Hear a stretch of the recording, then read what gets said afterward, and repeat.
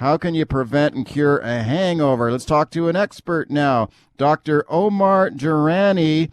He is a family physician. We reached him in Dallas, Texas. Dr. Durani, thanks for coming on. Hey, thank you for having me. Yeah, I appreciate it. What exactly is a hangover, first of all? Like, what's the medical kind of definition of that? Yeah, that's a funny question. We really don't have a actual definition of what a hangover is, funny enough. And thus, there's no actual cure for it, because what a hangover really refers to is just a group of adverse symptoms after drinking alcohol: dizziness, headache, fatigue, nausea, the variety of symptoms, and everyone can have their own version of a hangover. So funny enough, it's layman's term that refers to a bunch of adverse symptoms from drinking alcohol. Okay, how about the old rehydrating? As a buddy of mine once said, he was feeling a little wobbly the next day. He was drinking a lot of water, and he said to me, boy, if I knew I was going to be this thirsty this morning, I would have drank more last night. But a lot of people will try to drink a lot of water or maybe Gatorade to kind of rehydrate the next day. Does that make sense? Yes, it does indeed. So, first of all, there is no absolute cure or preventive measure from preventing a hangover. You actually nailed it. Time is the only evidence-based approach to curing that hangover. But when it comes to hydration, alcohol in and of itself is a diuretic. And if you're drinking and you're really not having the hydration in between, you can really dehydrate yourself, leading to more severe symptoms. So prehydrating and drinking water throughout is definitely something that is recommended, and even afterwards to help flush out the toxins. What we do know is when you drink alcohol, that methanol is kind of converted to acetaldehyde, and we know that is a toxin, and it can lead to, obviously, inebriation.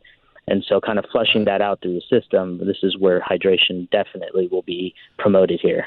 How about a greasy meal? Because I remember in my younger days when I used to be able to party it up a bit more than I do now. I don't really drink much anymore, but in the old days, if I was feeling bad, it was one of those rare times where I'd be craving like a Big Mac and a large fries, like a big greasy meal. Does that help at all? No doubt. Hangovers are sometimes associated with lower sugar levels, and that can cause something like a mild version of hypoglycemia, which is low sugar. And so definitely having a hearty meal, or sometimes diluting out the acetaldehyde by actually getting more carbs into your bloodstream, can actually help with the symptoms. Okay. So having that big breakfast or that late night meal can definitely help maintain that blood sugar level, which can be an asset.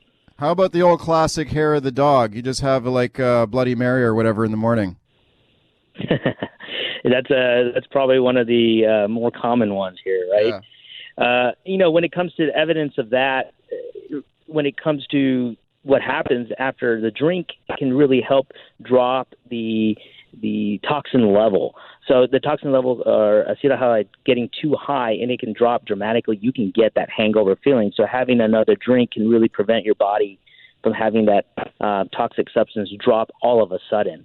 And so it can kind of mitigate the symptoms you may be having. So having a small drink afterwards, or hair of the dog, can actually have a science behind that to hopefully slow down the dramatic effect of it. So there is something there. I wouldn't strongly recommend it, but there is something there in regards to slowly bringing down your toxin level. Okay, last question for you, Dr. Durani. In terms of like trying to prevent a hangover, obviously not drinking at all is a surefire method. But what about, people say don't mix your drinks. Stick to beer or stick to wine or stick to hard liquor. Or there's another one that the order in which you drink, if you are going to mix your drinks, would make a difference. Like there's an old saying, before liquor, never been sicker. No, beer before liquor, never been sicker. Liquor before beer, you're in the clear. So if you drink the hard stuff first and then have beer, you're okay.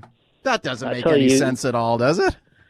I'll tell you, that's not something in my medical training and residency we've learned. Yeah. But when it comes to, obviously, one of the things I would recommend is, like as we mentioned, hydrate throughout. Moderation is going to be the key, no doubt.